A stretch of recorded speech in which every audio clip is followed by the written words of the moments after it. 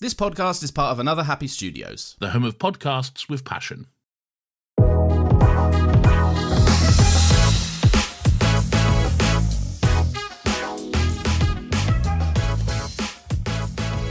Hello and welcome once again to Talking Pictures Podcast. I'm your host David and joined with me as always my co-host Brian. Brian, how are you today? It's an end of an era, David. We grew up with the show. I know, we grew up with this show, which is my favourite saying I think to say now with any TV show that comes along, is that we grew up with it. Yes, it may have came out 4 years ago, but we grew up with this. 5 actually came out 5 years ago. 5 years ago, my apologies. So today we're here to talk about The Bear, the TV series that has somehow, and I don't know how, over the last 5 years produced 5 seasons of television. It's just unheard of. Normally, this takes 15 years. Actors have aged out of their roles, but somehow The Bear has done it. But before we talk about The Bear, Brian, have you got a trailer of the week for us?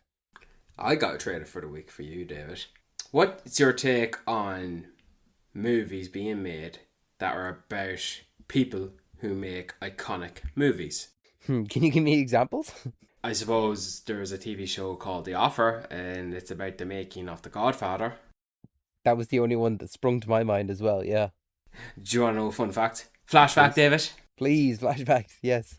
The actor who played the Al Pacino actor in The Offer is the same actor who is playing Sylvester Stallone in I Play Rocky.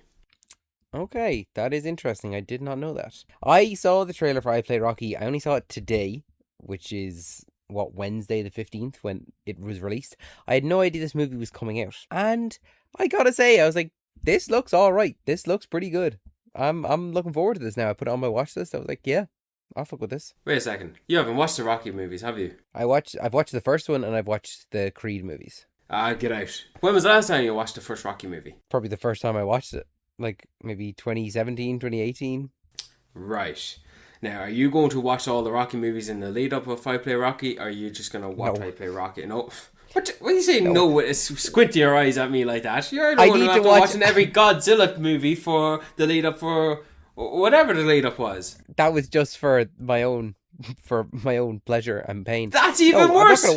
I'm not gonna watch 6 Rocky movies in order to watch the biopic about the first Rocky movie. I will watch the Rocky movies eventually, yeah, but like I think I'll probably just watch I Play Rocky and then watch Rocky. What do you make of the fact that this guy, do you think he's putting on a voice, or do you think they're actually augmenting his voice digitally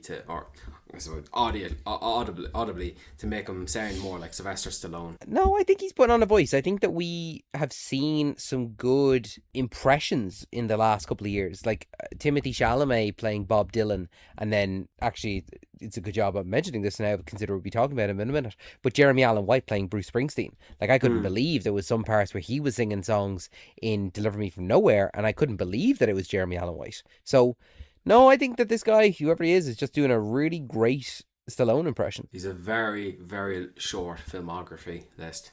And hopefully this puts him under the bank. Hopefully Star Wars or Marvel will nab him up there for something. Put him on the big bucks. So I'm looking forward to it. They're putting the Rocky music in there. Like, even though the music is for the Rocky, not for this biopic, but they'll make it a little bit more epic, I suppose, and advance it to feature. Well, you're telling me, Brian, that if they were to do a biopic on the beginnings of Star Wars, that they're not going to have some of the Star Wars music in there? Like, it kind of goes hand in hand with the iconography. The music is a part of the iconography, you know? I know what you mean. But yeah, looking forward to it. Coming to September, I don't know, the end of this year, and we'll look forward to it. If it's good, maybe we'll review it, if we've room. But Brian, we're not here today to talk about I Play Rocky. We're here instead to talk about The Bear, which is a TV series that is on Disney Plus for us here on this side of the water, about a chef who returns home to take over his brother's failing sandwich shop business and turns it around and turns it into a fine dining restaurant experience. What's your history with The Bear, Brian? Because I know your history with The Bear, and it was a show that you watched not even for The Bear. You didn't watch it for The Bear. You watched it for Fantastic Four. I wonder if anyone listening has got any ideas, like, how the hell does that happen? Like, I mean, it's blatantly obvious. I heard that, no, even further back, I was so anticipating who they were going to cast as Ben Grimm the Thing. I've thought of so many different names, and I've always been very curious to see who they cast. And when they released the cast, and it was Pedro Pascal and Vanessa Kirby and Joseph Quinn and this other lad, Ibn Moss Backrack, and I heard his name being rumored, and then he was confirmed, and I'm going, okay, but who is he? And then you told me he's in The Bear. And then I started watching The Bear. And I wanted to watch The Bear to see Ibn Moss Backrack, Richie, to see what he's like. And then I got hooked. Fun fact, Ibn Moss Backrack was the first... Flash fact, David, flash fact. He was the first actor cast in Fantastic Four First Steps. So they cast him before the others. So it's kind of... It adds a bit of, appreciation to his craft as an actor. And so I watched The Bear, watched the first season, watched season 2, knowing that episode 6 is The Fishes, David. That's what you told me.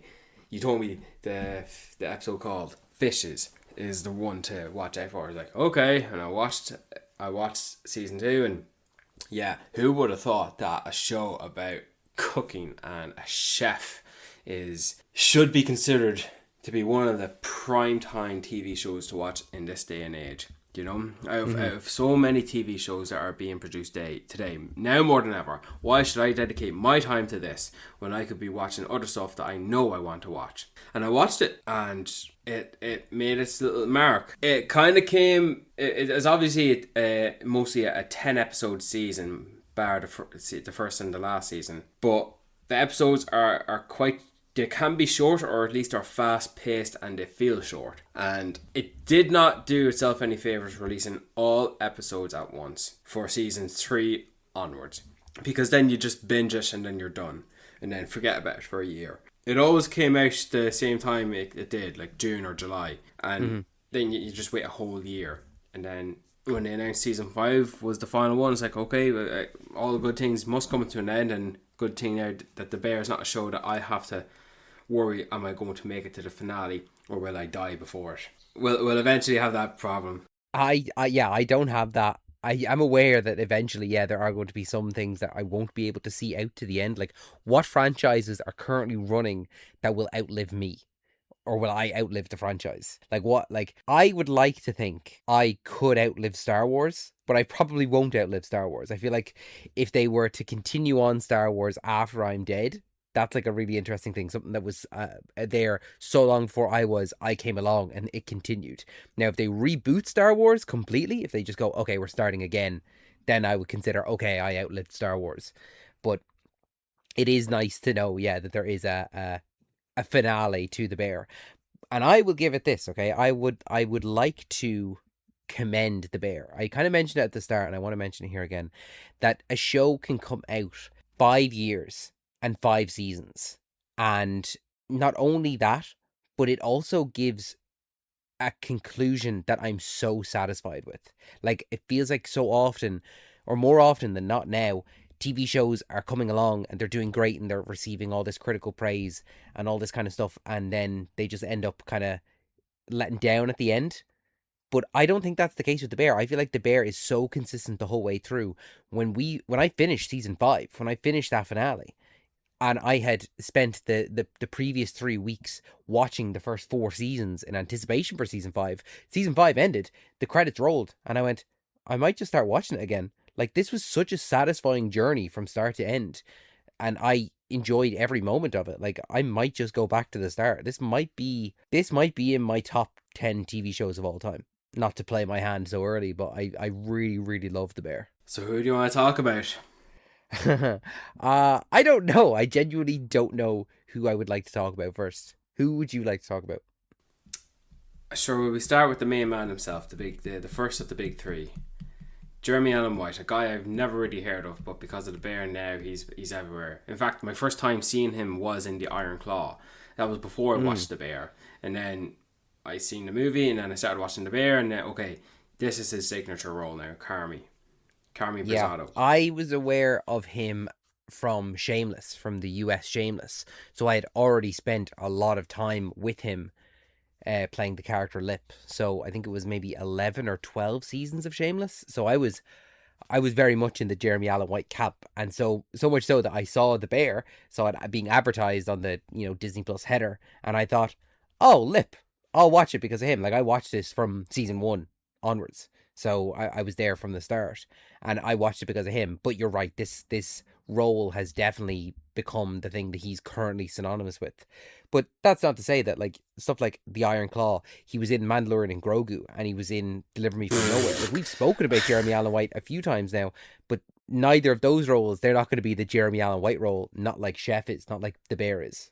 You may just redact that the Mandalorian and Grogu feature he had. That could have been John Hamm to Could have been anyone. John Goodman. Yeah, like even you said that. So like that was just very strange. In the end, Carmi was given the sandwich shop, the beef, to run it by his brother, and he went off to culinary art schools to perfect himself to be the greatest chef in the world, and to work with the greatest chefs in the world. And either he finished or he left to run the shop, and like that establishment has already come and gone. He's already meshed the staff of the beef, and he's already probably in the second week of trying to run it or something like that. Yeah. And we're getting to know all the characters, and I say the whole first season is just about him trying to run it and how it's just not going in his favour until they find all the money, Unk's money, in the tomato cans that his brother hid in.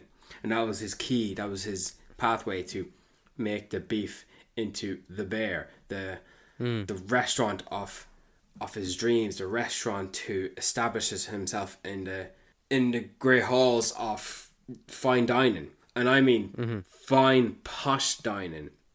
And it's really interesting to see that once he got there, and then he's going through his struggles trying to get a star, trying to get a good review, and trying to just make everything work in his favour, and then balance his love life.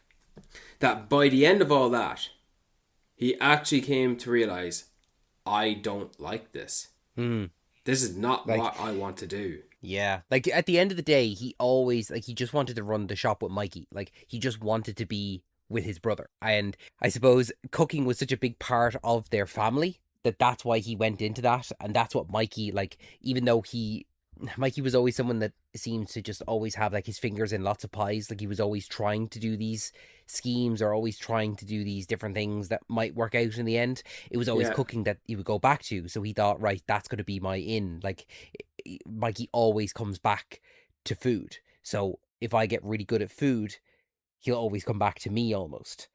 And yeah, when he's put in a situation where he gets everything that he wants, he goes, oh, I don't want this at all. This doesn't make me happy. And it's an interesting arc that Carmi goes on where he tries to give himself happiness, and that's through the character of Claire.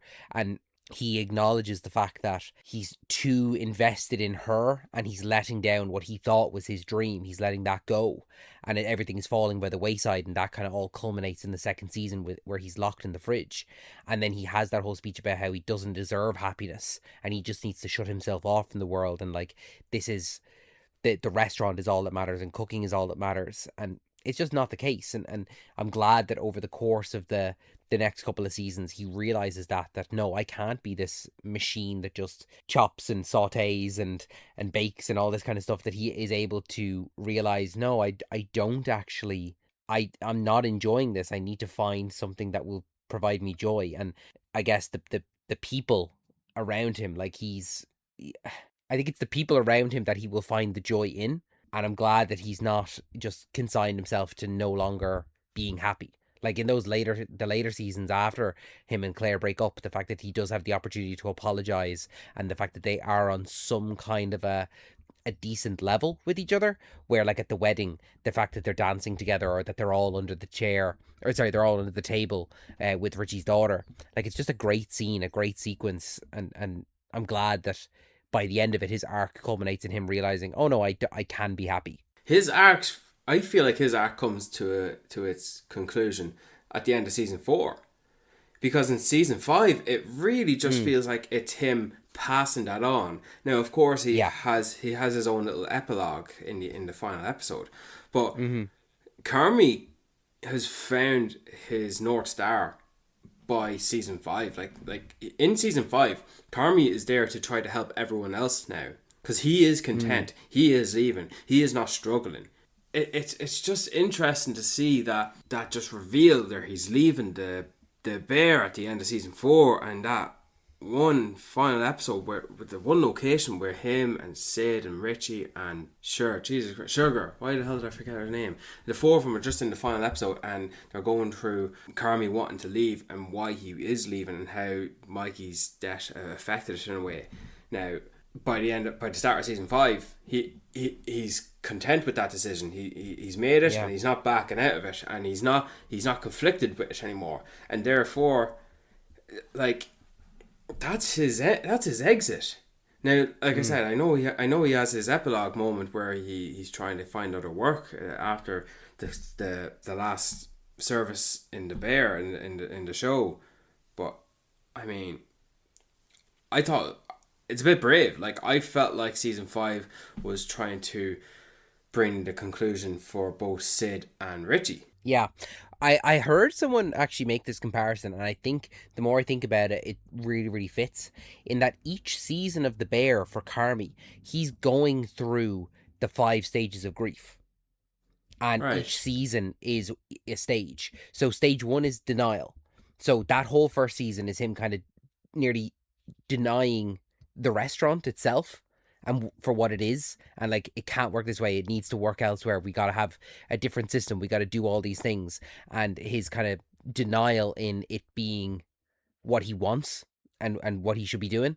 And then season 2 is anger being the kind of the chaos of creating this kitchen, and obviously culminates in that scene in the freezer with him or the scene in the fridge with him and Richie just shouting at each other, and that kind of spills over into like the next season, like this anger between the two of them. Like, it really puts a rift between them that isn't resolved until the final season.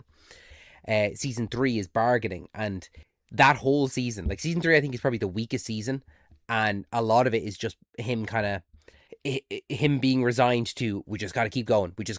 Like, if I just do this, it'll work. And that's him bargaining his way through the season. Digging his own little hole there, creating the non-negotiables. Yeah. Season 4 being depression. That, I think you're right in that his whole arc does kind of culminate in season 4, where the depression, where over the course of the season, he's realizing, oh, I don't actually enjoy this. This isn't working for me.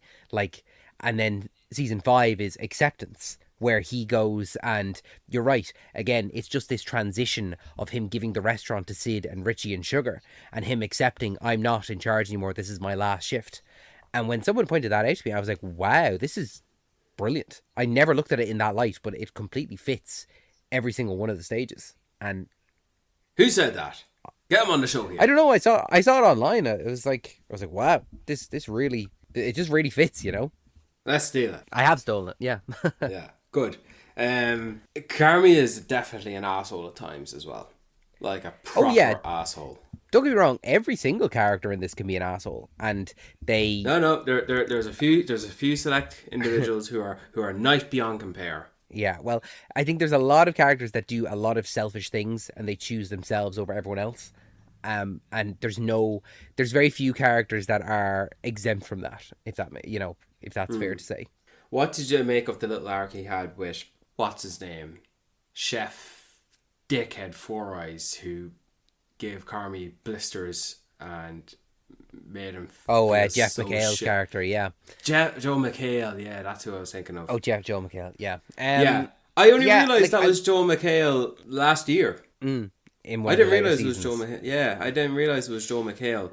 What do you make of that little arc there? Because and the whole conclusion. I mean, there has to be some kind of a villain or some kind of an antagonist, I suppose. And he is the manifestation of that for Carmi. I think that their final confrontation, it's really interesting for the way that Joel McHale's character talks about it, where it's like, yeah, I was hard on you, but look at you now. You wouldn't be nearly as good if I wasn't that hard on you. Like, yeah, when I took you on, like, you were a good chef, but like now, look at you. So it's an interesting way to look at it, because there's no, like, he's kind of right, you know, like, would Carmi have worked as hard if he was coddled and goes, oh, that's okay, buddy, try again next time. But when he's, I suppose it's the argument of like, do the means justify the end? And it's an interesting way to go about it. I think him walking over his shoulder and whispering into him, fuck you, doesn't warrant him trying to propel himself to greatness. No. Like, Joel McHale's character, he got to get mugged. And he got to get hit by a car as well, for that matter. And sure, he is just an asshole, yeah, too. Yeah, but Carmi's, like, when they're at the Ever restaurant for the last service, and Carmi, he's sitting next to Sid, and he's sitting next to Will Poulter's character. And he's unable to focus on anything other than Joe McHale. Just staring at him there. He's like fidgeting with his fingers as if he's biting his nails, and he just can't zone away, and he can't. And like, it's kind of one of those situations where I want, if I was in Carmi's shoes, I would want my friend's support here in this situation, because as soon as he got up to go to the toilet, Carmi didn't hesitate to get up. He got up and he went gone. And like, it's like, I would like to have my friends or colleagues there as backup because of how bad this dude is. And it's kind of like standing up to your bully, but you've got your friends' backs as well. But no, he just dashed to it as well. And it's kind of like, how would the teacher Olivia Colman in this environment think of this? Do you know? And like, Carmi's like, he's well aware of the status of Joel McHale's character. Like, he was one of the greatest chefs in like whatever territory he is now. He's not. Yeah. And like, he's below Carmi. Carmi exceeds him tenfold now. Yeah. And it's great that Carmi nearly, he doesn't get the catharsis. Like, he does confront him, all right, but like, he doesn't come out of it better. He doesn't, like, he says it to him as well. He's like, I've imagined this 1,000 times. Like, what would I say to you? And then he's like, all right, go on, say it. And he's like, fuck you. Like, it's so tame. It's like nothing. It's like, this guy has definitely said so much worse to him just on an average Tuesday. And then here's Carby coming in for his big confrontation, and he can barely get the words out. And he's like kind of gobsmacked of how he isn't able to do it. And he doesn't get that catharsis. He doesn't get that grandiose relief of like, yeah, I'm the better chef now, fuck you. Like, your man walks away and like, he doesn't think anything else of it, really. I didn't get the impression that this guy was sorry for what he did at all. No, Joe. What's he got to be sorry for? He made a great chef. No. That's how he'll look at it. I thought the emotional arc he goes through with repairing his relationship with his mother was actually quite touching. That he goes home, and when she begs him to come inside, and he ends up actually, he goes from not wanting to go near her to actually cooking a lovely meal for her, and then he stays. I was really surprised by that. I was really surprised by when she when she gives her little speech of like, I've prepared this, I've written it down. The fact that he does forgive her, like, I was fully expecting him to again give the same kind of a, no, fuck you, like, you did all these things to me, almost like kind of he was gonna misdirect his anger at Joel McHale to his mother instead, and she was gonna get the brunt of the thing that he wasn't able to let out with him. He was gonna do it to her instead. So the fact that he did give her a chance and say, yeah, no, I appreciate what you've been doing. Yeah. And yes, you may not be, it's I don't know if you've ever heard the saying, but perfect is the enemy of good. Like, sometimes you completely forget the fact that, oh, look, this person is making an effort and they're doing these things that are right, but it's not perfect yet, so fuck them. Like, nobody's perfect. Nothing is perfect. So you're going to just throw away, if this thing ticks 8 out of the 10 boxes, oh, well, it doesn't tick 10 out of 10, so we're not even going to think about it. You know, I'm glad that he's not like that and he is able to forgive her. And you look at Dee Dee and compare her from the end of season 2, where she can't even walk into the restaurant. She can't even come in on friends and family night, versus at the end of season 5, where she's coming in and she's sitting in the office and she's feels like a part of the family again. It's brilliant. That's very touching, man. Actually, while we're on her, I'd like to talk about Dee Dee just quickly. Like, Jamie Lee Curtis, she won an Emmy for this, I think, for guest star. Yeah. The episode that she premieres in the Fishes episode, like you mentioned at the start as well, it's an amazing episode, really, isn't it? Like, it's chock full of these like amazing guest stars that all that's one thing I have to commend the Bear for, is that any time that they have a guest star come in, they fit the world, no matter how famous or how not famous they are. They come into this and they feel like they are just a part of the world. You have someone like John Mulaney or Jamie Lee Curtis or John Cena or Brie Larson coming in, and they just pop up, or Bob Odenkirk, and they just pop up, and here they are in this one episode for this once-off thing, and they fit so perfectly within the world, but you don't even question it. You kind of look for a minute and you go, hold on a minute, is that John Cena? Is John Cena a fac? And then he's immediately, they have created this kind of vernacular and this chemistry amongst them all, where they're all calling each other cousin, or they're saying bear, or like little phrases like, oh, I'm going to haunt your ass. And then the whole rest of the show, they're going to reference haunting each other. It's just everyone that appears on the Bear feels like, oh yeah, of course you exist within this world. Anyone could walk through the door and they're going to be perfect. My heart poured out to Dee Dee when she couldn't face going into the restaurant, and when Pete saw her smoking outside and he went to go in. Pete, all right? Pete, the nicest character in the entire show. He's so nice. He is the embodiment of a man. Yeah, he's someone who like has he's come into this family, and this family is so tight knit, and like he's and just chaotic. The one person that they're chaotic and tight knit. He's the one person that this family just seem to not accept fully. And I just cannot figure out why. Like, he tries his best. He really tries his best. Even in the Fishes episode, he arrives with like a tuna casserole, and everyone's like, "Oh, Pete, what are you doing, man? It's called Seven Fishes. Why are you bringing an eighth fish into it?" Like, that Seven Fishes episode, like, it is. It's a short film in itself. You don't have to watch any of the rest of the Bear. You just watch that, and it's like this perfect encapsulation of this family and this show. I think it's brilliant. Like, the way that the characters interact with each other, and the way that the dialogue is kind of overlapping, the way that we move like through this house, and all these things going on. It's so chaotic, but yet I find such a calmness in it all, where, I don't know about you, but like, I feel as though because all the chaos is on the screen, I can be calm outside the screen. I know that this isn't going to spill out onto my life. All the chaos, like no matter what the chaos is in my own life, I don't have to worry, because it's not nearly to the level of the Bearzaos. They do have a good run in the end. Like, they all do kind of come together. But I keep saying something, we get sidetracked to something that's equal. But let me agree. Great. Pete is a great guy. I have no problems with Pete whatsoever. Yeah, but by the third season, like, it felt like once Dee Dee was introduced, she got like her one standalone episode a season. Mm-hmm. And when she kind of repaired her relationship with Sugar when she gave birth, and like I the whole season, Sugar's been avoiding Dee, and no one else was around to help her, and so she went to call mom, and She went from rejecting the he breathing to actually embracing it and using it, and that's a good sign of showing that. And it's not as if Dee Dee knows that.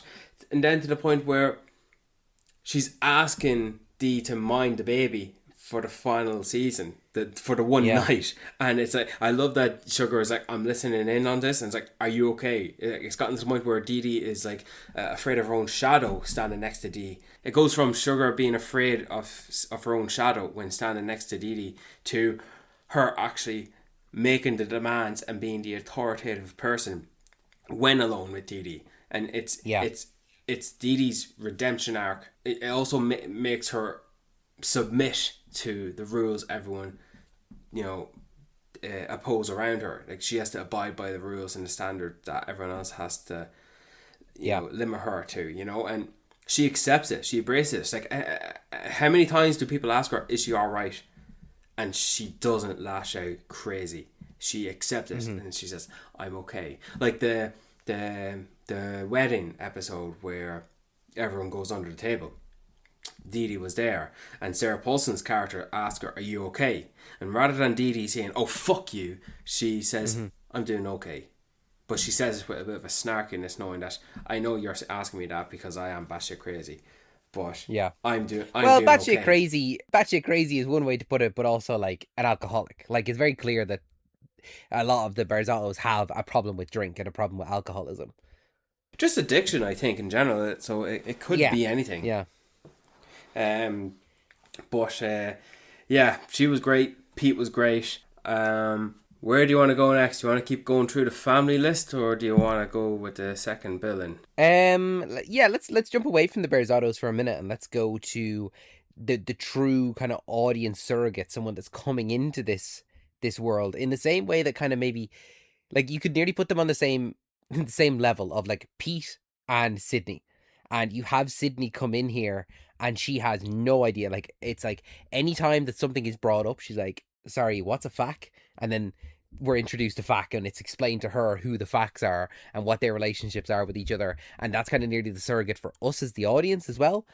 But they're kind of diametrically opposed, where while Pete also probably had that, people are like annoyed by the fact that they have to explain it to Pete, but they're happy to explain it to Sydney and make sure that Sydney comes in to the family, and they nearly want to make Sid a bear as well. What do you make of Sydney? In Sydney, general? I love her. I love that she's someone who so looks up to Carmy. Like in her eyes, Carmy is the best chef in the world. There's no one better than him. He is. And she alludes to it, like, you know, for a couple of seasons, and it's not until very late in the show does he ever find it out, where the best dish that she ever ate in her entire life was made by Carmy. And what I find so interesting about that is the fact that she does so many things that catches Carmy off guard, where he goes, she's better than me. This girl is better than me. And he's telling Marcus a story about, like, when he's working at the French Laundry and how your man Joe McHale's character wanted something to have the consistency of Haribo gummy bears, and no one could figure it out. And while he's telling this story, Sydney's just like getting ready for work in the background, and she just turns around and goes, "Oh, veal fat." And Carmy's like looking at her like, "Yeah, that's what it was. Yeah, I spent days trying to figure that out, and here you are. You figured it out just like that." Like, it's crazy how these two kind of look up to each other, but without realizing it. Not that the other one is looking up to them. They're trying to say, like, or nearly, this person is better than me, and I'm trying to get to their level. Whereas in the other person's eyes, the other person is better than them. You know what I mean? I just want to jump straight to that hug they have at the end. See, okay, go for it then. Because I like, so many people were always saying that they wanted Carmy and Sid to be together. But I was like, no, I never saw any kind of romantic. That's not what I'm saying. I never thought the hug was romantic. The hug, like, No, I'm glad. In the final episode where he leaves the kitchen and then she comes out into the dining area, and the two just stare at each other for seconds, and then they hug. It's like, that's a true friendship. I never thought anything was romantic. This is right after they have realized they've won the star, is it? Or the 2 stars? 2 stars. Yeah. Yeah, like, I'm glad that we're on the same page then, because I never felt as though there was any kind of romantic tension between them, or so that this was going to lead romantically, because that hug feels such a sigh of relief of, this has been so difficult. We've really struggled to get here, but thank God we've finally gotten here. And this is like 2 people hugging as equals. It's like we're finally on the same level with each other. I agree. Yeah, that's all I've got to say about that one. Sydney was a safe one, I think. For a main character, like, she obviously has her moments, but none of them were as colourful as Carmy's or, in my opinions, Richie's. But she was the safe avatar for it all. Like, very realistically, you can see the bear continue with Sydney as the lead. Yeah, absolutely. Yeah. No, she's even though she is like I said, a surrogate, someone that comes in who's not part of the family, by the end of season 5, she is very much a part of this family. Like, she's going to Tiffany's wedding. Like, who invited her? Like, Tiffany, like, as far as we had seen up to that point, Tiffany had never met her. Like, is she Richie's +1? And there's, like, it just kind of nearly feels like if you're part of the Bears, if you're part of the Bearsato clan, no matter how small of a part you play in that family, it's like, oh yeah, no, you're coming to the family event. Yeah. That's the barbecue you want to go to. That's the barbecue we want to go to, is the Bearzado's family function. You know, there's a great quote from the wedding episode that I actually had to write down, because when I heard it, I was like, oh yeah, okay, you're summing up the bear. And it's, I think it was brilliant because it was Claire and Stevie, and it's the two of them talking to Josh Hartnett's character. Yeah. And they're kind of, he says, like, I'm just noticing there's a lot of Bearzados at this wedding. And Claire and Stevie are kind of trying to, like, calm him down a little bit. And they're like, you know, it'll be interesting. All we, you know, what you got to do is you got to have fun, okay? And he says, like, and do you come to a lot of these? And Stevie goes, I do not miss these. I travel across the country. I come to these. I do not want to miss them. But there's a quote that they kind of share between the two of them that I feel like really just summed up the show for me, which I thought was brilliant. That you could distill the show down into this one sentence, really. That the show is about a lot of people with specific and unique personalities that feel things very deeply and experience life intensely. And when I heard that, I was like, you've summed up the show. This is exactly what the show is, and this is who these characters are. Good man, Christopher Storer, for creating this. I don't think he's done much anything else significant until now with the bear. Good quote, Dave. I'm glad you memorised that off by heart. I couldn't have done it myself. Yeah, did not open the notes app on my laptop, don't worry. I want to talk about Richie. I don't want to talk about Richie. Why? Because I want to save him for last. Good choice. You got to save the best for last, man. You do. Let's talk about some of the other. Let's talk about some of the other the Bear family members. All right. What do you make of Fack and Ted? I love Fack. I love him. Watching it back through this time, I think he might have been my favorite character for the longest period of time. Like, my favorite character changed by the end of it, but he's my favorite character for such a long time. I just love his personality. I love the way that Sugar and Claire, like every female character, no matter what, will always refer to, other than Sydney, but every female character will refer to Fack as my love. And I don't know what it is. I just love that. I feel like he's a competent adult that everyone treats with kid gloves, but he loves it. Like, he loves being that guy that everyone loves. Is he a competent adult though? He is. Like, he's the one that, like, is doing a lot of the electric work at the beginning. Like, he's coming in and he's doing a lot of the electricity and the plumbing and stuff like that. Stuff that when Carmi's coming in, he can't really afford to get proper professionals in to do it. So he gets the Facks, and the Facks kind of are able to I suppose, fix things in a way that they can hold it together until we can get an actual person here. I suppose Fack would be a better handyman than Ted. I kind of get that vibe. What does Ted do? I don't know. He's there for the vibes. He's there for Fack to play off someone. But he was there to hang out at Claire's gaff, wasn't he? Oh, I bet he was. I bet he was. What you make of that? Like, I thought, Jesus, did we underestimate this guy for a second?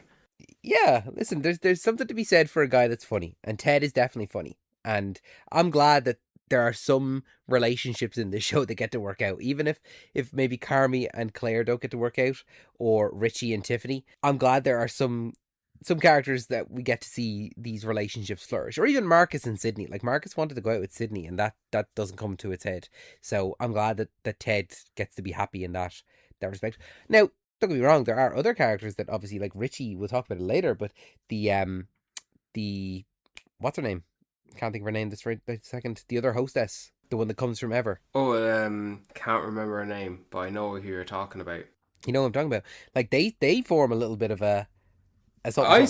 I saw that. If not in season 3, then definitely something in season 4. But it was way too obvious over the head with it in 5. Yeah, absolutely. But she was great. I liked her. She was a great addition. Do you know, like the old Richie would not have. She would not have found him attractive. No. Until he changed his life around. When season 4 rolled around and like the restaurant is struggling, I was genuinely like, I was like rolling my eyes, like, oh my god, guys, just get the Ever crew in here, please. Like, that's all we need is just someone who can run this ship. Like, we have all the pieces to this car. We just need a driver to drive it, and the Ever crew will be the ones that can do that. And then they come in and it's like, brilliant. Okay, great. Things just start running so much more smoothly, and they just know how to operate a restaurant. And then the only thing that seems to be the problem is then Carmi with his fucking chaos menu, and he can't decide on one dish, and the produce is costing too much. That's what drives him into the ground. Yeah, it took him a whole season to realise, I was wrong. change the menu every day. It's like, get some help, pal. See a therapist. Yeah. That's fine if you're a 3-star restaurant that can afford these things and you're, charging $500 a plate, but not a $200 a plate. $500 a plate off Unk's money, not Carmi's money. So it's I was glad to see the Ever crew come in and help out, and then I'm glad that those relationships, that it wasn't just that they came in and they're going to take over, like they integrated themselves within the Bear. Oh yeah, they became part of the crew, part of the crew, part of the family. Even Garrett, who I didn't like Garrett at first because his like no nonsense attitude, treating this like this place is the Super Bowl, and like I can't help but think similarly to Richie. Is like, right, okay, and Garrett's going like, do you think you're above polishing forks? And it's like, I would think that because the world's not going to end if some forks aren't really polished. But then I kind of also do get it by the end of it when Richie does see the results or the reasons why. You have to get into it to get it. You have to get into why you go the extra 3 miles to make sure this restaurant is like ever, to why the restaurant, the Bear, turns out to be. And if you don't get it, it's not for you. And it's not, it obviously wasn't for Carmi. Do you know? Mm-hmm. Like, if you think of a painting, right? The general, you look at the whole painting and you go, this is beautiful, right? But like every individual stroke was put there intentionally. And one of those strokes is Richie polishing the forks. And another stroke is them dusting over the chandelier. Stuff that people will never see. But every single part of it makes the painting beautiful. And I actually quite liked that Garrett is able to kind of articulate that, where it's like, people come here and they eat here maybe once in their lifetime. We have to make sure that every single person that comes here, that this is the best night of their lives. And it's only when Richie then kind of realizes that, oh, okay, I get it now, that he fully commits. Like, he does have those issues a little bit earlier on in the season where he says like, oh, I need purpose in my life. And I'm so glad that he wasn't wandering around for seasons and seasons and seasons, that he's able to find that purpose. And he goes, I'm good at this. I'm good with people. And he's able to get these surprises for people. And essentially it's the surprises. It's what Richie did that pushes them over the edge, that gets them the Michelin stars. Because there's the whole thing of the last season in where they think that someone there is a Michelin reviewer. But it's a season before, just some guy that was there. And I even said it to you. I think I texted you about it. I was like, I think this guy is the Michelin reviewer instead. The guy with the glasses and grey hair. The guy with the glasses, yeah. Yeah, and so, I thought the same thing. I thought, like, well, it's obviously him. Yeah, but then pretty obvious, yeah. But yeah, like, I thought they were making out that he was the guy. But then... Well, the fact that they lingered on him as well, as the others are all looking at the snow in Chicago, and he's, like, going to get his Uber, I thought, oh, okay, right, yeah, he is definitely it. But it just goes to show you, yeah, that the experience that he had, the reviewer, the experience he had, while it was top notch, it's like he's seeing what's going on around him as well. And it's like, look at the experience they gave to that family over there. And Richie comes out and gives them the beef sandwich. And then he's talking to him and he's like, listen, keep it on the down low, but I can get you one too. And it's like just those little touches. It's not just the food itself, but it's the whole experience around the food. So I'm so glad that Richie, I know we said we would wait and talk to him at the end, but I'm glad that the crew from Ever were able to give him a bit of a purpose and show him what is the best path moving forward. And I think it's fantastic as well, the fact that season 2 is probably my favorite season, and like the fishes episode happens and it's followed by forks, like that you get this intense whole family chaoticness, and then you're going to move into Richie finding his purpose, and from that episode on he's forever changed. It's fantastic to see him go from the original Richie to this new and improved Richie 2.0. We get it a little bit. I think it's really interesting then to go back and watch the Gary special, where you get to see a day in the life of Mikey and Richie. And it's original Richie, where he's in his tracksuits and he's getting drunk middle of the day and hanging out with Mikey. And it's just such a different gun guy. in his back, and he's taking drugs as well.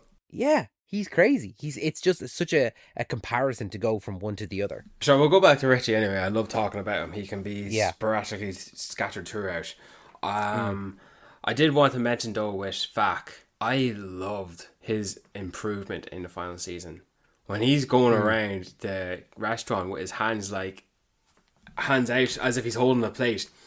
Yeah. As if he's self teaching. And Garrett and Richie and what's the other guy name?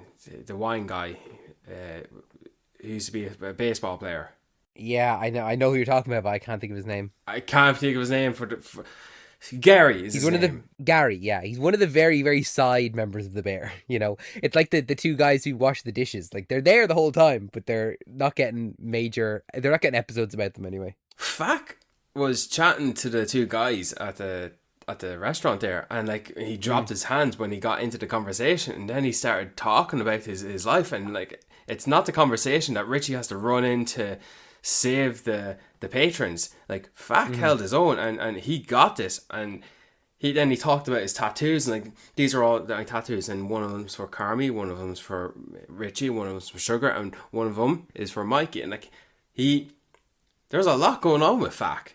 You know, I really like that little moment. It kind of like made his character come full circle, especially with that one guy in the second season where he offers Carmi, "Hey, I can take this dish out to the guys. You sure? Yeah, I got it."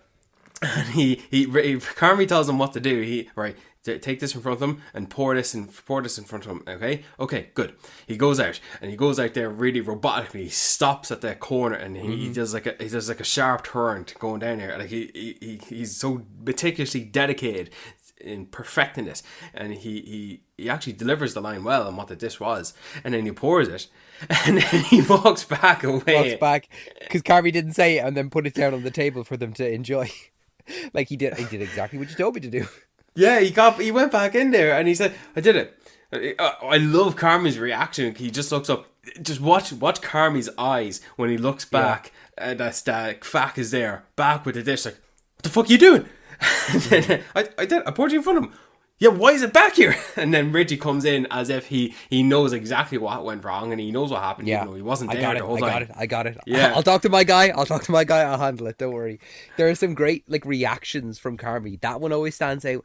And then also in the first season when Marcus is making the donut, and it's the episode where the receipts or the pre-order machine was running all night, and so they have basically 1,000 meals to make in 10 minutes before the shop opens, and Marcus comes and is like, "Oh, I figured out the donut," and then there's Carmi just going, "Why are you fucking me? Why are you fucking me? Why are you fucking me? Like, what are you doing coming at me with this right now? Like, do you not see the crisis going on around us?" There are just some great like these just moments of Carmi's about to lose it. That's a great episode as well. That's an episode that ended that I'm thinking, how did that day end? Did they get all the dishes? Did they have to close up? It ends so chaotically. You actually don't want to see it. Like it's like you don't want to see how damaged your side of the army is after the battle. Yeah, you finish up that day and you smoke an entire pack of cigarettes. But I did think Marcus did come into Carmi a little bit too strong there, naively, not realising the chaos around him. Oh, he is completely wrong, yeah. Like, maybe Carmi's reaction is a little bit big, but when you look at it in the context of what's going on and everything that's led up to that interaction, you kind of go, maybe Marcus, that was not the best time. Yeah, sure, he quit anyways, and Sydney quit as well. Like, she was just gobsmacked, and Richie got stabbed. Yeah. That was a chaos night. That was a Fish's equivalent episode for season 1 starting out. Do you know? Yeah, obviously season 4 had an episode with the wedding where everyone came back and then some. Do you know? I kind of like the misdirection for the wedding where I felt like, oh, okay, what's going to kick off? What is it going to be that makes this the Fishes episode? This is going to be the pre-ordering situation. Like, what is this going to be? How is this going to explode? And I actually was kind of where's the car going to be crashed into? Yeah, and I was kind of like, I'm kind of glad that nothing happened. That Tiffany, for a character who we saw very little of, I quite liked Tiffany, and I was like, oh, I'm glad that this day wasn't ruined for you. You know, that the Bearzatos can behave themselves, and it was nice to just see them all get along. Yeah, well, I suppose, like, when you put it like that, I never really thought of it in that way. Like, nothing did go wrong that day in that episode. And that's actually a nice change. That's a nice turnaround. That's a hopeful path to go to for how this show does end up. It's a progression, and it's probably my favorite relationship between any two characters and how the arc goes over the whole show is Richie and Sydney. Like, when you think about, wow, in season 1 they fucking hated each other. They vehemently hated each other, so much so that Sydney accidentally stabs Richie and isn't sorry about it. She's just like, yeah, that happened. So the fact then that by the wedding they're outside kind of comforting each other and like she's talking him through it. And the way that their relationship changes over the whole show, where they go from Richie saying like, who is this girl? What is she doing here? She's not part of the family, to him, the two of them being co-owners of the bear, and they are fully just on board with each other. And they are so in sync with each other, and they almost will do anything for each other. They are the perfect level of, this is the head chef, this is the head of front of house, and we're going to work together in perfect synchronicity. Yeah, you've nailed it there. That is probably the strongest relationship. Like, I truly believe it's the best relationship between characters. I'm not gonna lie. And just before we move away from the wedding, I know you want to get away from the wedding. I just have one further thing to say about the wedding episode, and just actually to bring it back to the facts. Yeah, Francie Fack can go and fuck. When you said, I think it was Brie Larson who was cast. I don't know where I got that idea. Yeah, and then I really like avoided that revealing that. I thought Melissa McCarthy would have been a great casting choice for that. Mm-hmm. I thought she would fit quite well.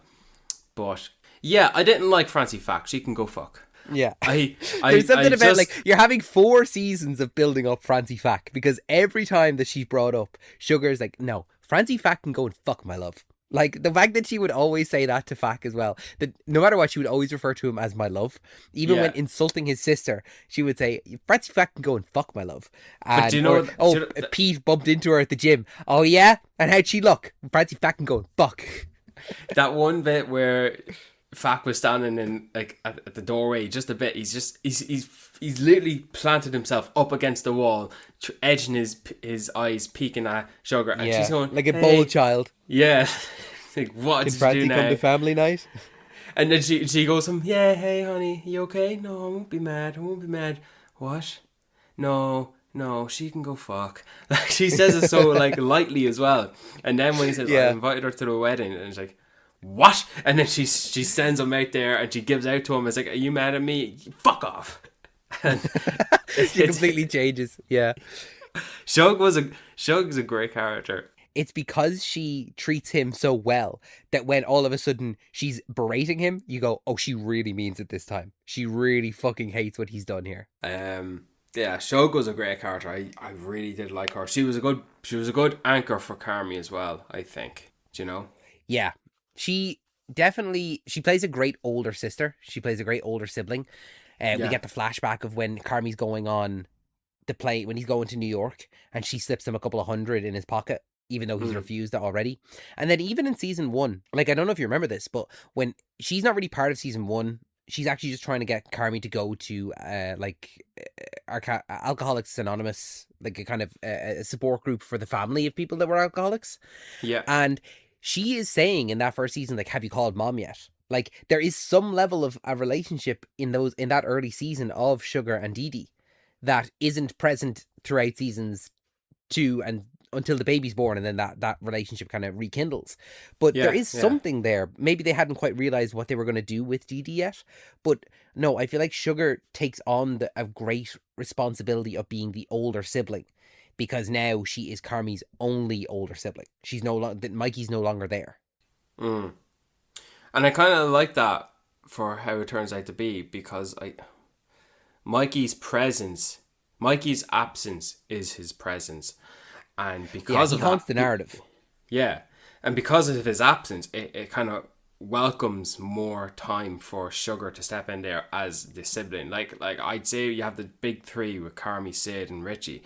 Sugar's the 4th lead in that, you know? Yeah, 100%. I want to talk about Tina. Yeah, I think you like Tina a lot more than I do. So please Really? talk. You talk about Tina. Like, I like Tina, yeah, and I like the arc that she goes on as well, where she's kind of she really liked working at the Beef. She really liked the system that they had. She liked working with Richie. She liked working with Mikey. She liked working with Ibra. And then when Sydney comes in, and she kind of has this air of like, oh, who's this young bitch coming in here trying to tell me what to do? I can run rings around her. And she is actively like sabotaging meals. She's actively making things worse for Carmi and Sid. And Yeah. she like has this kind of chip on her shoulder that doesn't need to be there. Like, because there's at one point where she's like doing some prep and she brings it along and puts it in front of Sydney. She's like, go on, tell me I have to restart it. She tries it out and she goes, no, it's perfect. Like, we're like, it takes a little bit of time for Tina to realize, oh, these people aren't actually my enemies. They're actually trying to work with me. And so Yeah. when she kind of puts that bitchiness aside, it really does do a lot for her character, where she can go and learn and progress. And like, she's great in the fact that she gets her own episode. You know, she gets a spotlight on her, which I do love, the spotlights, that we can take some time and we can give this episode to Marcus, we can give this episode to Tina, we can give this episode to Sydney or Richie or Carmi.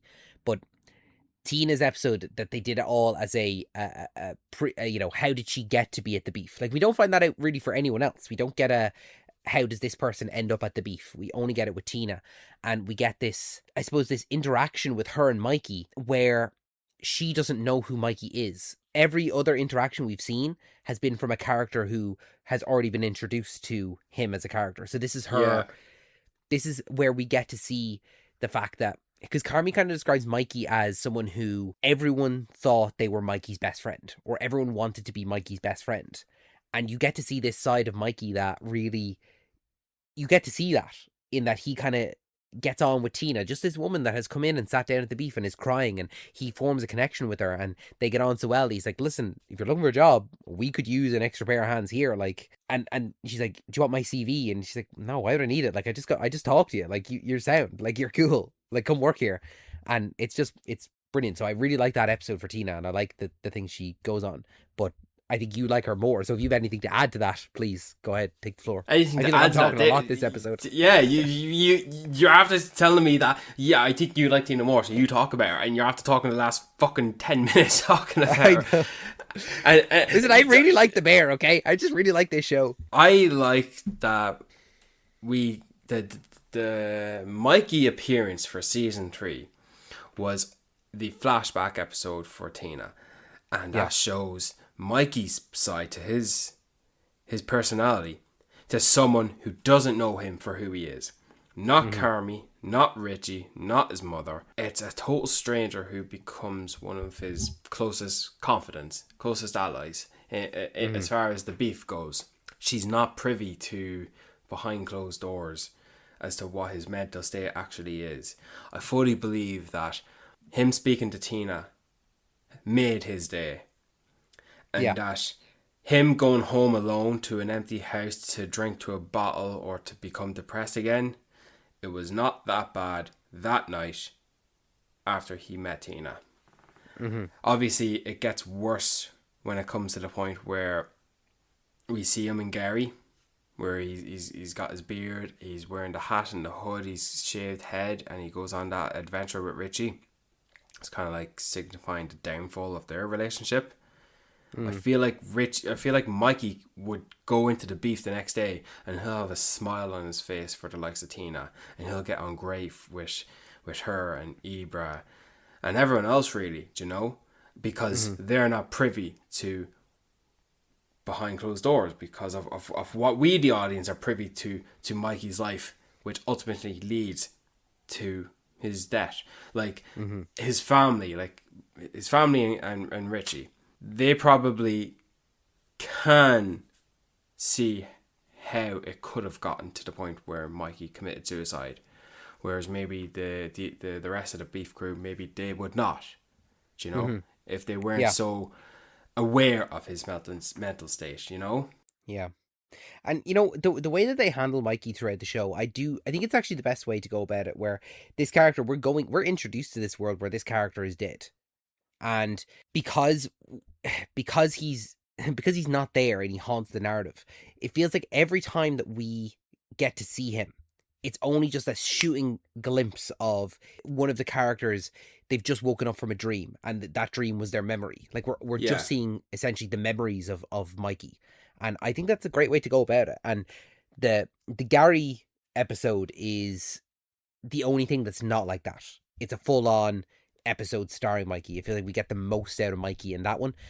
But I think that the way they use him throughout the show is just like this fleeting person who's no longer here, but he's somewhere within the narrative. Like, it's mad that they give Mikey this final episode where we get to see kind of, for what I think is kind of the truest look into who Mikey is. And then he's not in season 5 at all. He's barely referenced even. Like, season 5 is so like a magnifying glass on this one night. There is no room for Mikey. There is no time to be talking about Mikey. He's not there to be acknowledged, really. That whole final episode with him and Gary and Deanna, like, it's heartbreaking. Like, when you think about this, it's referenced a few times throughout the whole show. This one time that and it's always Richie that's referring to it, but this one time that Mikey and I, we went down to Gary and Deanna. It was one of the best days of my life. We were doing a job for Uncle Jimmy. It was one of the best days of my life. And then you get to see it, and Mikey treats him in such a way that, and speaks to him in such a way that I would think these guys will not be friends by the end of today. Like, this is truly friendship destroying stuff that Mikey is spewing at this man who is supposedly his best friend and who is about to have a child. Like, his Tiffany, his wife, is literally at home, possibly going into labor. And here's Mikey spouting off that he's going to be a shit dad, all this kind of stuff. And it's like, he hasn't even had a drink yet. Like, he had a bit of cocaine and all, but he's not, like, this is all truly Mikey. Like, this is what he's spouting. But to have Richie in the show refer to this day as one of the best days of his life, like, it's nuts. It, like, what these characters have gone through and what these characters mean to each other, that he could have spouted that hateful stuff at him, but because he's dead, he looks back on it with these rose-tinted glasses, where he thinks about all these fantastic things they did that day. They sat in that diner, they played basketball with the boys, they had a couple of rounds of fact or fiction, I think they call it. Like, it's nuts that's the impact that Mikey has on his life. And maybe he's lying, because at the end of that, we see the slight flash to Richie in season 5, just before the car crash happens. And he doesn't look too happy about it. Like, he's thinking back to that day. It's like, you know, Mikey was not a good person. He made people feel great, but he was not a good person overall. Yeah. What do you think then at the end on the drive back? Like, Mikey puts the disc back in and he's going to play the song list that Richie made for the journey home, do you know? And this kind of this peace offering that Richie just doesn't accept. Yeah, it was a peace offering in a way. Like, it was probably Mikey's way of trying to say sorry without, because he probably didn't know how. And I don't blame Richie for taking the disc out and fucking it out the window.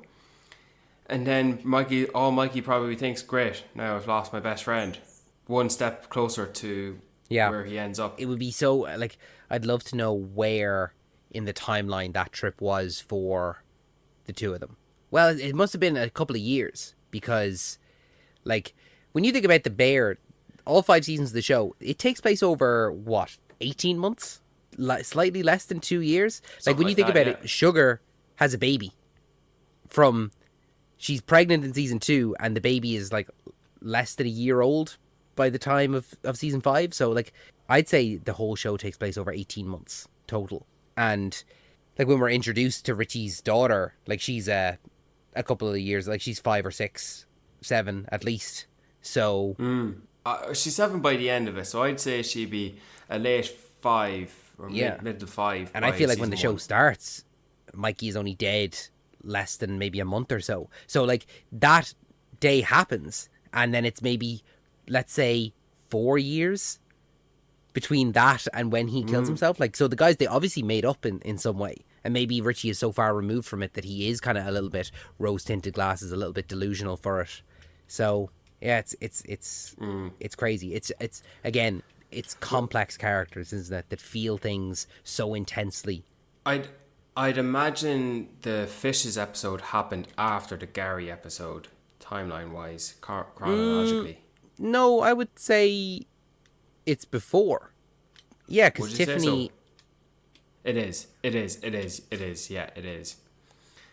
It's funny because then Richie had an idea that Mikey was taking a bit too much of substance abuse, because Mikey comes back into the house, and there's just one like blink and you miss it moment where Richie looks over at Mikey, and it's like, you know, knowledge of movies, knowledge of media literacy.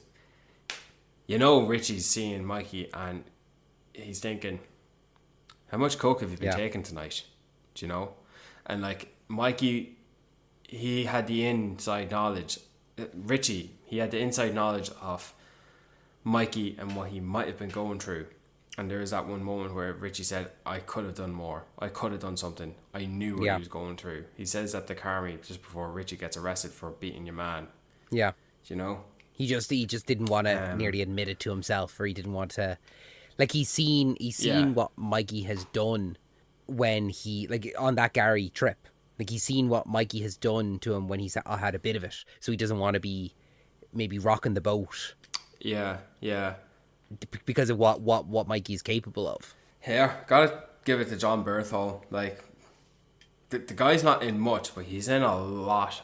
And in those lot, he's got a presence. John Berthol's got a significant presence in the small roles he's in, I feel like.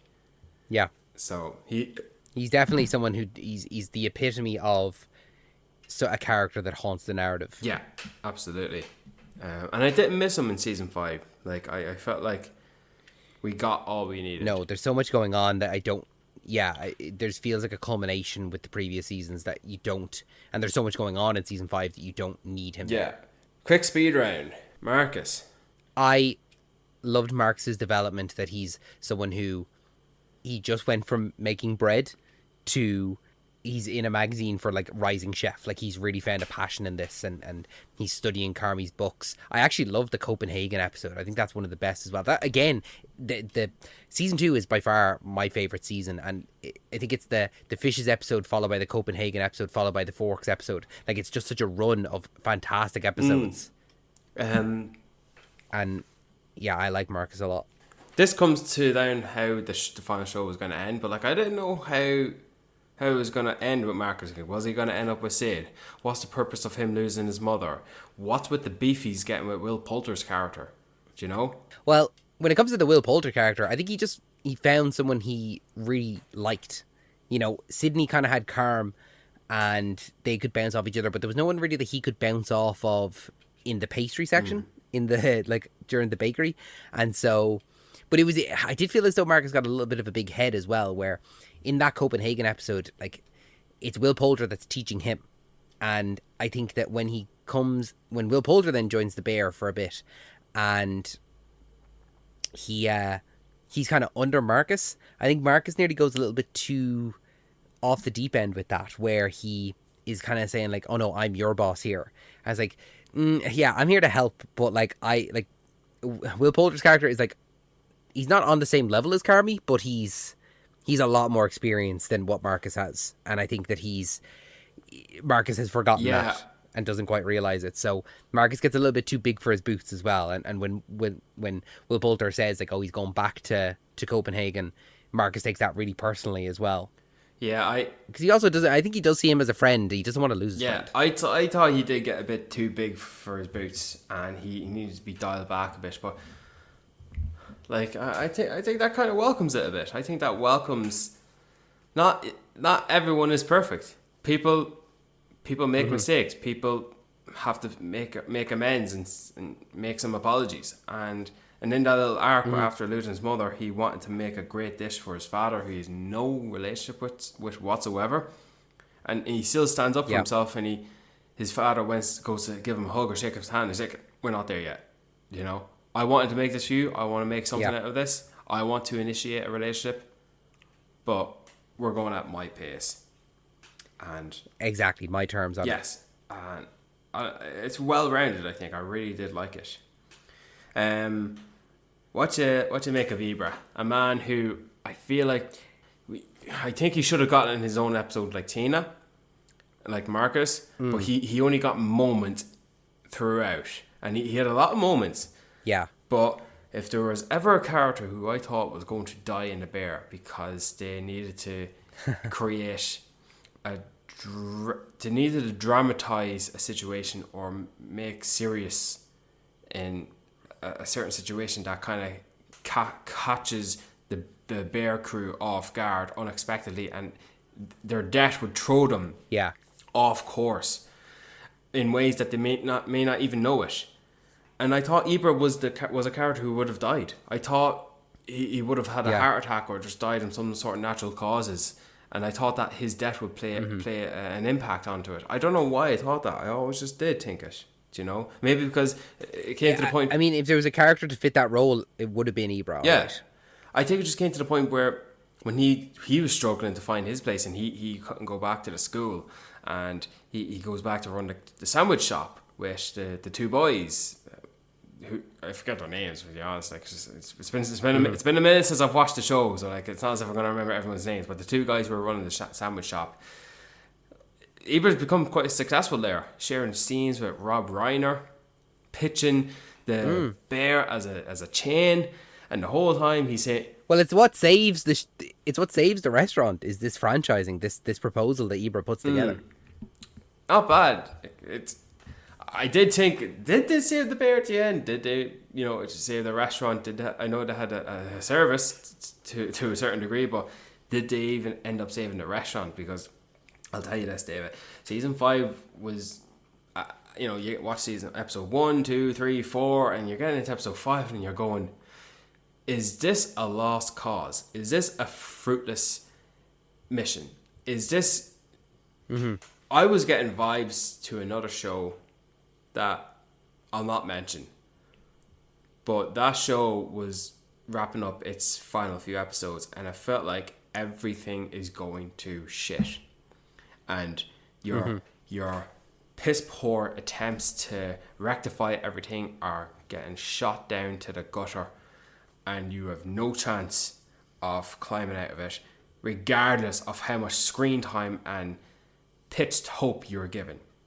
I thought this show was going to end, well, we gave it our all and we're going to keep giving it our all until a tornado comes and sweeps off the restaurant. I really thought this season was going to show the entire downfall of the bear, and I suppose that the meaning behind it all was the die-hard dedication to stick together at the end of it all, and then they all go off their separate ways. I really thought that's how the bear was going to end. Like, they had no food to serve. Ted fell through the wall. The whole thing flooded. The storm was taken. Man, he dropped the final plate. Yeah. You say season 2 is your favourite. I don't know what my favourite season is, but if I want to watch a given season of The Bear, it's likely to be season 5. The idea to not only make it just one night and a day, but to change the whole cinematography and the editing. It's no more fast edits and frantic pacing. It's calm. It's stationary camera shots. It's advanced. It's elevated. It's cinematic. We are seeing these characters in 2 separate lights. It's like seeing the same character in a Danny Boyle movie, and then all of a sudden he's thrown into a Spike Jonze movie. Do you know? Yeah. Well, I think, Brian, you're hitting the nail on the head here. I think it's on the tip of your tongue, but you're not saying it. Is that as we move into season 5 and the cinematography changes, and it's no longer this franticness and it's all consistent and we know exactly what it is. It's exactly what The Bear is now. Is that the restaurant has become, the cinematography mirrors what the restaurant is. It's a well-oiled machine. Yes, there are these frantic elements to the restaurant, like how bad is it going to go, but the service that we are providing here has to be A1. It has to be top-notch. People are going to come into this restaurant. It's our final night. We've overbooked the night because Richie can't say no to people. He's overbooked the night. We're pulling out tables out of nowhere, and this has to go so smoothly. It has to be a well-oiled machine, and I think the cinematography matches that completely. Like, I think each season of The Bear the element that I like so much, and it's consistent through all 5 seasons, is the ticking clock, as it were, the metaphorical ticking clock, where season 1, we owe this money to Uncle. Yeah. He is going to shut the restaurant down, and so we're building to that. Season 2, we have to get this restaurant open within 3 months. If we don't open it in 3 months, it's going to close. And then season 3 is, if we get a bad review, we're going to close the restaurant. It's going to close. We can't continue if we get a bad review. And then season 4 is the literal ticking clock that Unk brings in. It's like, this is how you have to turn it around by this time. Like, after this, we have no more money. And if you're not in the green, we're closing the restaurant down. And then literally the 5th season is the one final night, because it's all condensed into one service, one night. It's this ticking clock of, we just have to make it to the end of the night. We just have to make it to the end of the night. In season 1, we had an episode where it was all one take. It's the episode where they've left the pre-order machine on, and that felt like it was intense. And it's like it's such a long time from season 1, from that episode in season 1 to season 5, where it feels almost inevitable when we're going to do an episode that is an entire service, and they escalated it further. We're going to do an entire season that is just one service. It feels like something that we were building to this entire time, and I gotta say, man, they stuck the landing. While season 2 for me is my favorite season, if you said go back and watch a season, you're right. I think season 5 would be the easiest one to watch, because it is all just one night from start to finish. I think that's brave for Christopher Storer to make that decision, to make the final season of your flagship show that's put a name in Hollywood, put your name in Hollywood, and you're about to close off this show, and you decide to have the final season to be entirely one night. Like, that's... Well, it's a victory lap. I think it's incredibly brave, you're right, because you are relying fully on everything that has come before, because you can't have a character go through a major arc in season 5 because it's over the course of one day. They can't have their character fundamentally change. You're relying fully on the things that have fully built throughout these previous 4 seasons, that these characters you can rely on the relationships and the arcs that they've already gone through to make these characters change and are different. And you can see their old versions coming out again, but then they're pushed to the side in favor of who they are now and this new, better version of themselves. Like, you're right, it's incredibly brave. And again, I have to really just highlight and put a spotlight on the fact that they nailed it. That it's brave to do it, and they fully succeed at it. Yeah, it was a great final battle, to put it frankly. It was a great final battle. And great to know that they won it as well. Yeah. You know, had the restaurant closed down, like you said, you know, had a tornado come through and they destroyed the building, and it's the whole crew is like, listen guys, we'll always have the beef, we'll always have the bear, we'll always be a family together, and they all go their separate ways. I'm glad that isn't the case. I want to talk quickly about some of the characters that didn't get much moment. I really thought Gary was going to get his own episode, but he never did. No. He gets a final test in the last season with the wine because it's destroyed. But Gary was, again, like one of those characters who's just ever so slightly to the side. Like, I would put Gary and Ibra kind of in the same camp. You know, where they didn't get much development. But you wouldn't put them in the same camp as the guys working in the kitchen, washing the dishes.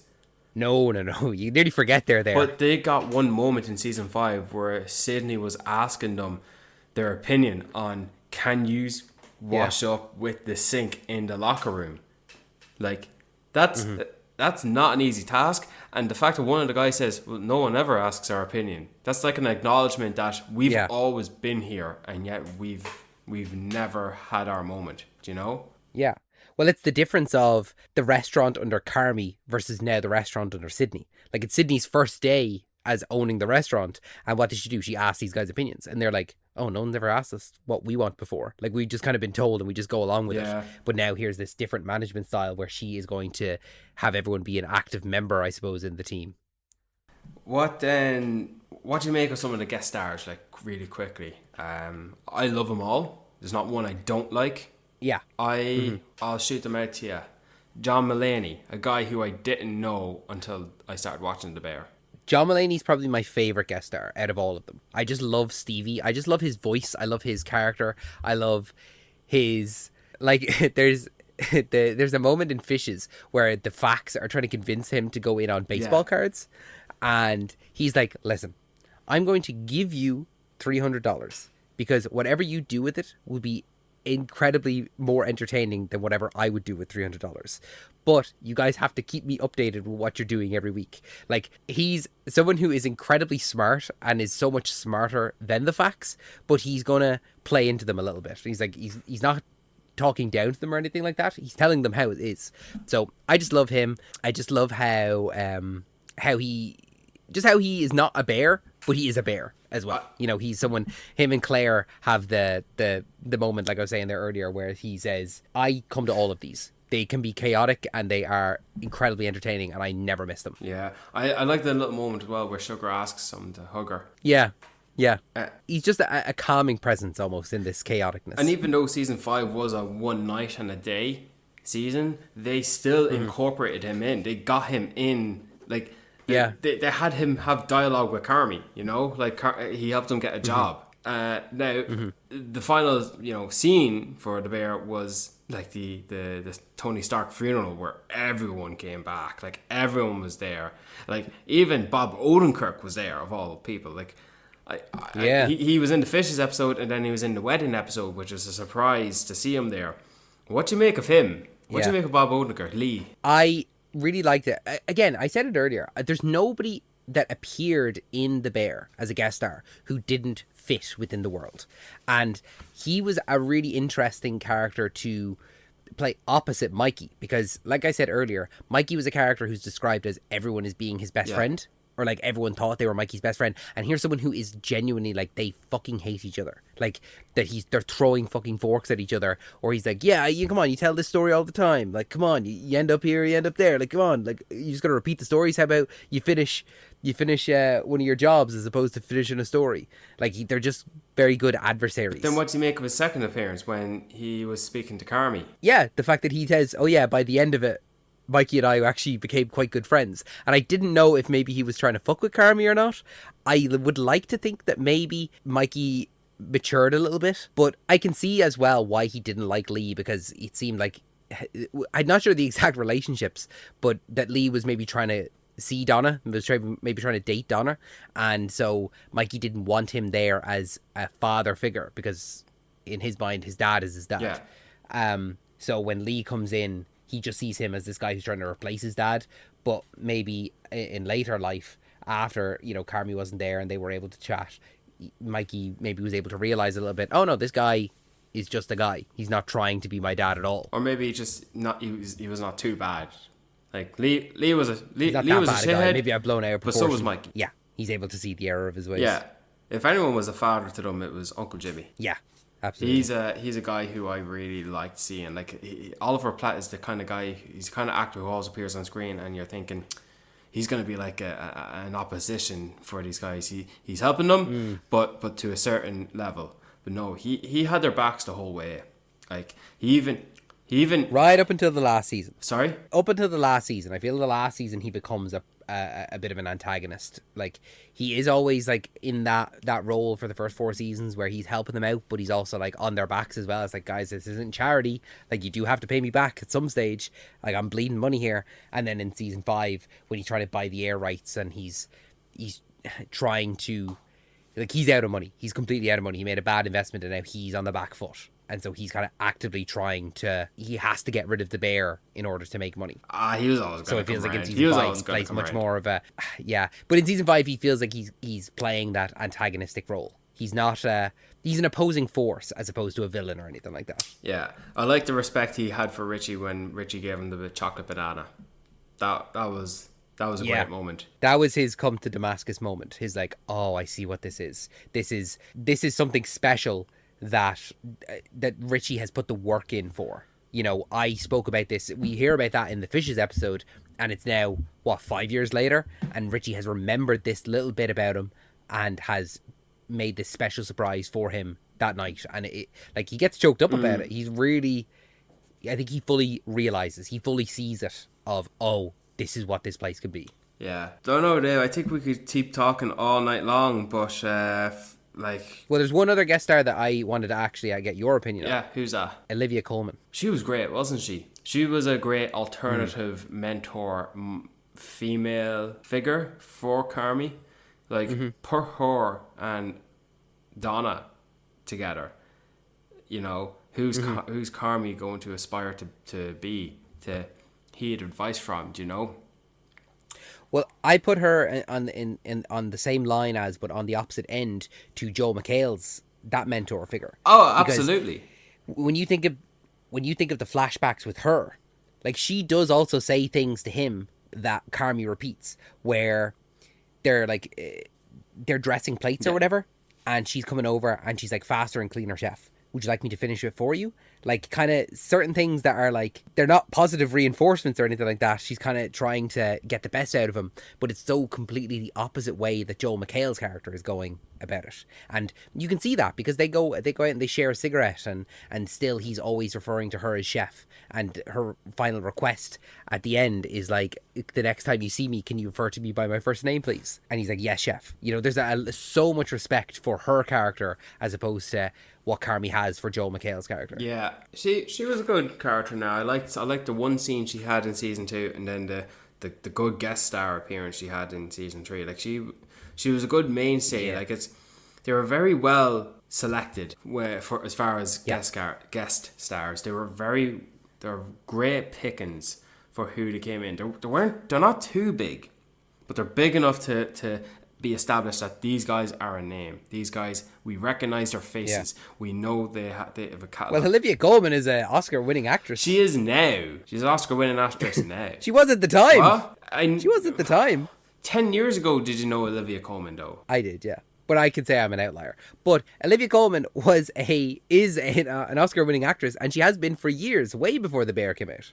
I know that. I'm just saying that they're not getting Ben Affleck in this, you know? They're not getting Matt Damon in this. They're not getting Colin Farrell in this, you know? Do you know what I mean? Mm-hmm. I'm sure, yeah. If they could, they would. But yeah, there's a certain level of celebrity, I suppose, that would do these guest starring roles. So Carmi and Claire didn't get back together in the end. No, well, I'd like to think that maybe in years to come they will, because at the wedding, we see there's a lot of love between them, I think, still, in the way that they interact and the way that they dance. I'm glad that if they don't end up together, that they are on good terms, that she not so much forgave him, but because I think what he did say was quite hurtful to her. But the fact that they're able to, I know I may not be able to forgive you, but I'm willing to try. Yeah. You know that kind of way? Like, learn to get back to where they were. Or even just being to friends. I've one question for you. If this were to get a spin-off on a character, who would you like that character to be? That's a great question. I'm not saying a continuation of the show where we're following the bear. I'm talking about a character. Yeah. Will Poulter. Agreed. Yeah. Okay, good. I think I feel like he is a character who is not to the same level as Carmi, but has a similar skill set, and I think that we could go.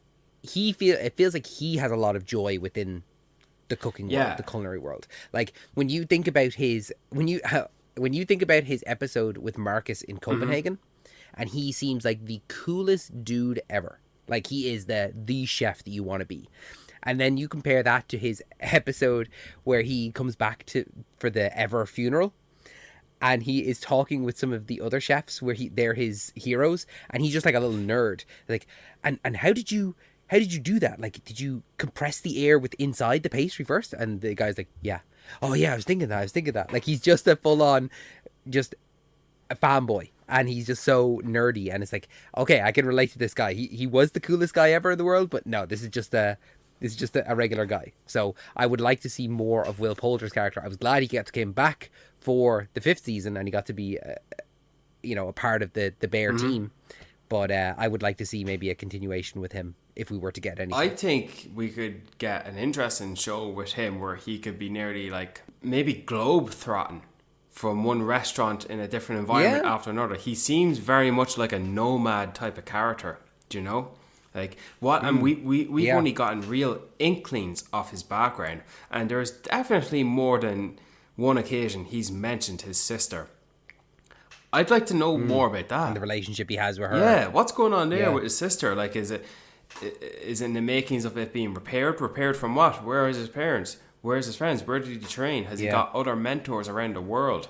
I'm sure I think that would lend itself to a great show, in my opinion. And you can range it from, diverse ethnic restaurants ranging from the slums to the upper class posh environment, and you can go from America to London to Europe to South America to Africa, wherever you want. I go nuts with it. Well, the opening episode of season 3, the one that's nearly like no dialogue and it's just following Carmi through his journey and all the different restaurants that he went into, like something in that similar kind of vein where, yeah, you're right, it could be anywhere. He could be in the top restaurants, or he could be literally picking flowers and picking vegetables from a garden that it's like just an open air kind of restaurant that anyone could cook at kind of thing. Like, I think there's a lot of scope there for what that show could be, and I think Will Poulter is the man to do it. He is. Dave, I'm spent. Yeah, you done? Done. Are you done? That's good, man. I'm glad we got to talk about this because I really truly do love The Bear, and I think it's going to be I know it's going to be strange to say. I think this might be like a new comfort show for me. Even though it's like a lot of chaos, I think it's going to be a comfort show. Well, you've only watched seasons 3 and 4 once. Am I right in saying that? Or 4 and 5 once? No. So I was kind of weird about it, where I watched season 1. Then when season 2 was coming out, I watched season 1 and 2. Then when season 3 was coming out, I watched seasons 1, 2, and 3. Then when season 4 was coming out, I didn't watch 4 at all. And then when season 5 was coming out, I watched 1, 2, 3, 4, and 5. So I just, for some reason, didn't watch season 4 when it came out.